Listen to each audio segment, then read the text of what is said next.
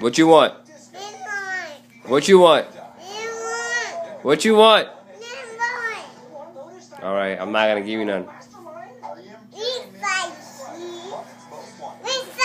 What you want? What do you want? What do you want? Say it.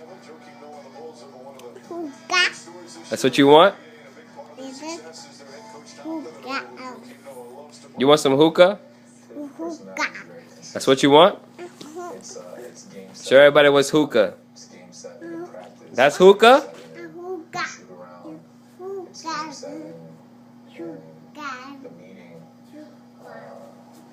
It's game 7 when he called it at 10 o'clock at night.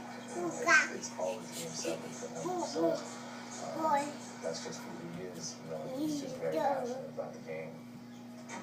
That's what you want? Hookah? All the time, one of the real influences on certainly was his dad, who he says was his role model, but from a coaching standpoint.